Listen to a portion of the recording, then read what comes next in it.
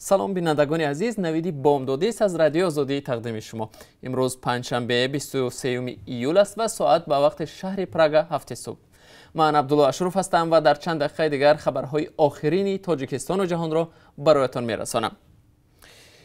در حالی که سراسر عالم از نگرانی ها از آغاز موج دوباره کرونا ویروس بیشتر می شود و پروازهای منتظم هنوز بسته باقی می ماند، ازبکستان هوایی یولری شرکت دولتی هواپیمای ازبکستان اعلان کرد که از 1 سپتامبر پروازها را به شهرهای روسیه، مسکو، قزان، سنت پترزبورگ برقرار می کند. این در حالی است که در این کشور میزان سرایت به کرونا ویروس بالا رفته. تاشکند از 15 ایول تا 15 اوگوست در سراسر کشور رژه کرانتین را دوباره برقرار کرد. قرار بود پروازهای منتظم از ازبکستان به تاجیکستان هم ماه ایول برقرار شوند، اما بنابر خروج دوباره کرونا ویروس عملی نشد. در عموم پروازهای بین المللی به تاجیکستان هنوز بسته است و مسافران خصوصا از روسیه نمی توانند به وطن برگردند. پروازهای چارتری از خارجه به تاجیکستان ادامه دارند. شرکت تاجیک ایر اعلان کرد که صبح دیروز مسافران را از شهر سئول کره جنوبی به تاجیکستان آورد. پروازهای چارتری از روسیه نیز اساساً از شهر مسکو به دوشنبه مسافران را باز می‌گرداند. شرکت سامون ایر اعلان کرده است که روز 28 ایول در خط سیر دوشنبه فرانکفورت دوشنبه نیز پرواز انجام می‌دهد. تنها پروازهای بین‌المللی از دبی به دوشنبه آغاز شدند و پس از توقف 4 ماهه شرکت فلای دبی نخستین پرواز معمولی را دیروز به دوشنبه آغاز کرد. پروازها هفته یک بار روزهای چهارشنبه در مسیر دوشنبه دبی دوشنبه دایر می شوند. وزارت تندرستی گفت که در یک شبانه روز گذشته در تاجیکستان 48 مورد نوی ثابت شده بیماری کووید 19 را ثبت کرده است و یک نفر هم بر اثر این بیماری جان داده است. دفتر مطبوعات وزارت با نشر یک بیانیه رسمی روز 22 ایول گفت در عموم تعداد گرفتاران بیماری به 7015 نفر رسید. از زمان اعلان سرایت بیماری در تاجیکستان در روز 30 اپریل تا کنون به گفته وزارت تندرستی 58 نفر مبتلای بیماری کووید 19 فوتیده است. در بیانیه وزارت تندرستی همچنین آمده است که تا کنون در مملکت 5741 نفر یا خود 81 گرفتاران شفا یافتند. به گفته وزارت دوام شبانه روز اخیر 142 نفر گمانبران زیر نظارت طبیبان قرار دارد و 58 نفر بعد از معالجه به خانه‌هایشان رخصت شدند. متخصصان به درستی آمار رسمی شبهه دارند و میگویند ممکن است تعداد گرفتاران و تلفات از بیماری در تاجیکستان زیاد باشد. کرونا ویروس نو که آخر سال گذشته در شهر ووهان چین کشف شد تا کنون بیشتر از 15 میلیون نفر در سراسر جهان را سرایت کرده بیش از 616 هزار کس را کشته است. آژانسی مبارزه با کروپسیون تاجیکستان خبر داد که نسبت به زیدالله صابرزاده سودیه سود شهر حصار بر اساس ماده 319 کودکس جنایتی تاجیکستان با اتهام گرفتن پاره پرونده جنایتی آغاز کرده است. صابرزاده ماه اپریل از شهروند ا برای نسبتش تعیین نمودن جزای سبکتر 30,000 سومانی پاره طلب نموده 12 اپریل 10,000 سومانیش را گرفته است. صابرزاده روز 14 اپریل بعد از شهروند گرفتن 20,000 سومانی باقی مانده دستگیر گردیده. این مبلغ از او همچون دلیل شیعی مصادره شده است. زیدالله صابرزاده با فرمان پرزیدنت امام علی رحمان 8 ایون بنابر صادر نمودن کرداری که شأن و اعتبار سودیه را پست میزند از وظیفه سودیه سود حصار برکنار کرده شد. قبلا با فرمان پرزیدنت رئیس سود ناحیه عینی شرف ترسونزاده هم که به گرفتن 15,000 سومانی پاره عیبدار میشد از مقام برکنار گردیده بود.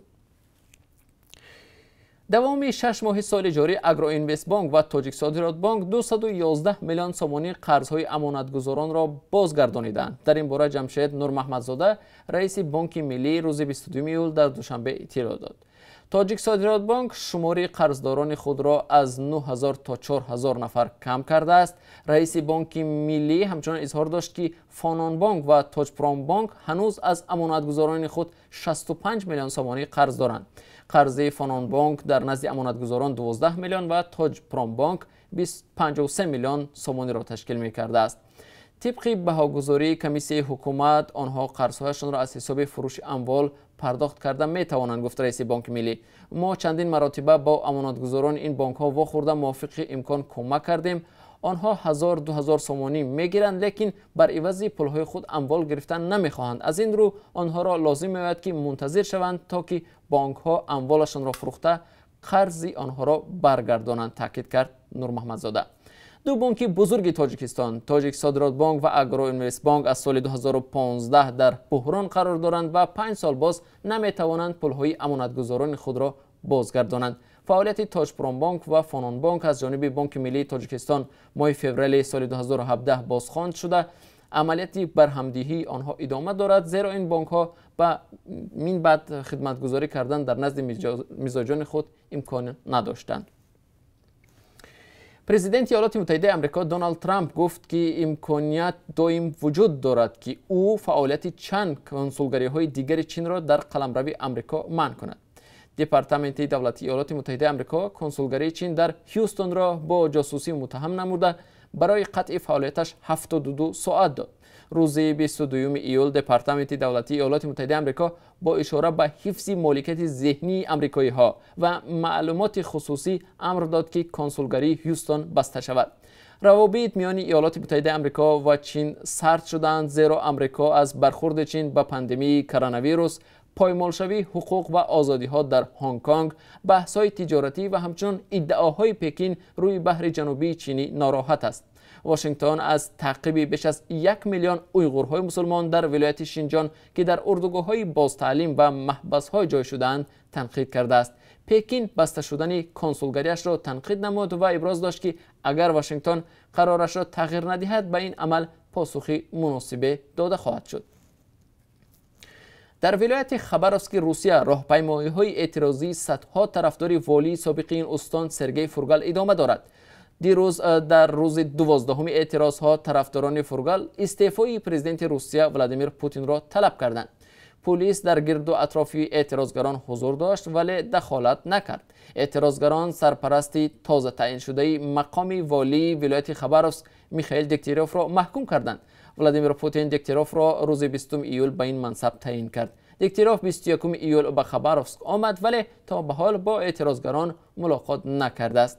22 ایول دکتیروف در شبکه اجتماعی اینستاگرام نوار انتشار کرد که در آن میگوید او خبروسک را ترک نمی کند و به والی سابق فورگال در محاکمه دادگاهی موفقیت تمنا داشت. دادگاه اقتصادی ولایت سوغد به بازگردانیدن دو بینای کلیسای سانمین سونبوگیم به اختیار شهرداری خوجند قرار کرده است، ولی این سازمان قرار دادگاه را قبول ندارد و میگوید جای کلیسا حق قانونیش می باشد. سلیمان قاسم زاده رئیس دادگاه اقتصادی ولایت سوغد گفت سود اقتصادی دعوا را در مرحله کاساسیونی و نظارتی به نفع حکومت شهر خوجند حل کرد، ولی وکیل دفاعی سازمان سانمین سونبوگیم در خوجند در تالار دادگاه اقتصادی سوغد گفته است که این سازمان بناهای کودکستان سابق را با راه قانونی برای 49 سال به اجاره گرفته بود. سازمان سانمین سونبوگیم از سالهای 1990 در تاجیکستان حضور دارد. تا زمان قبول قانون نویدی در سال 2009 بیشتر به حیث سازمان میسیونری و یا مبلغ فعالیت داشت. بحث این سازمان با مقامات خوجند ظاهراً ماجرای مالی به نظر می رسد، ولی حبس راهب این سازمان بهرام خالماتوف به 3 سال زندان در سال 2017 با جرم برانگیختن کینه و عداوت دینی بحث‌های را هم به دنبال داشت. برخی افراد نزدیک به این سازمان برانند که مقامات با این راه تلاش دارند که این سازمان تبلیغاتی دینی را از جای پای محروم و فعالیتش را محدود کنند. برخی دیگر قضیه را به طور دیگر شرح می‌دهند و میگویند مقامات امروز برای به اصل خود بازگردانیدن کودکستان‌های به مالکیت شخصی افراد و سازمان و مؤسسه‌های تبدیل یافته تلاش دارند. کمیسیون اروپا اعلان کرد که برای مبارزه با کرونا ویروس و تقویت عرصه‌های تندرستی و معارف به تاجیکستان بیشتر از 112 میلیون یورو کمک میکند. یوتا یورپیلاین مسئول همکاری‌های بین‌المللی اتحاد اروپا در یک بیانیه رسمی گفت که پاندمی کرونا ویروس همچنان به کشورهای شریک اتحادیه به اقتصاد و مردمان آن تاثیر منفی گذاشت و در این دوره مشکل اتحادیه اروپا مردم تاجیکستان را تنها نمیگذارد. او گفته است اتحاد اروپا در کنار مردم تاجیک است و با 112 میلیون یورو به تاجیکستان کمک میکند با خطر کرونا ویروس مقابله کند و به ضرورت‌های درازمدت تندرستی و اجتماعی و اقتصادی رسیدگی نماید. با گفته نماینده اتحاد اروپا با کمک مذکور حکومت تاجیکستان می تواند خدمات تندرستی را توسعه بخشیده بهتر کند و جوانان تاجیک هم به تحصیل خوبتر دسترسی خواهند داشت. کمک ها برای اجرای 3 برنامه: رشد سیستم صحتی 52 میلیون یورو، برنامه کمک به معارف 50 میلیون یورو و برنامه ثبت اسناد شهروندی 10 میلیون یورو داده می شود و محض برای کم کردن عاقبت های بد کرونا ویروس برای وضع اجتماعی و اقتصادی تاجیکستان بوده است. اتحاد اروپا یکی از دونور و یا کمک رسان‌های تاجیکستان است و تاکنون برای مبارزه با بیماری کووید 19 به کشور 13 تن مواد طبی و محافظتی داده است. و در ادامه موضوعهای کمک‌های بین المللی، ذوقی زاده وزیر رشد اقتصاد و سودای تاجیکستان روز 22 ایول سازشنامه 3 جانبه گرانتی را با بانک آلمانی رشد برای ساختمان نیروگاه سبزار در ولایت مختار کوهستانی بدخشان با مبلغ 18.6 میلیون یورو به امضا رسانید که این مبلغ نیز کمکی به بازگشت اتحاد اروپا می باشد. در مجموع تاجیکستان از آلمان و شویتزاریا برای ساختمان نیروگاه سبزار در بدخشان که اقتدار 11 میگاوات را دارد 55.2 میلیون دلار مبلغ جمع نموده است. از آغاز پاندمی کرونا ویروس تاجیکستان از سازمان‌های بین‌المللی مالی بیش از 300 میلیون دلار قرض و کمک‌های به بازگشت دریافت کرد. قرار است قسمی از این مبلغ‌ها همچون کمک‌های مالی به افراد کم بزاعت در تاجیکستان داده شود، اما دولت درباره چگونگی صرف این مبلغ‌ها گزارش نمی‌دهد و شفافیت تامین نیست. بینندگان عزیز، در پایان این نشر نوید بامدادی با درخواست شما همچنان نظری داشتیم به قرب ارز خارجی در تاجیکستان. بنابر قربی که امروز از جانب بانک ملی معین شده است، 1 دلار آمریکایی 10 سومانی و 30 درم، 1 یورو 11 سومانی و 79 درم ارزش دارد. امروز قرب 1000 روبل روسی 145 سومانی تعیین شده است. برنامه‌های نو و جالبی ما دوام روز تقدیم شما میشوند. ما را همراهی کنید.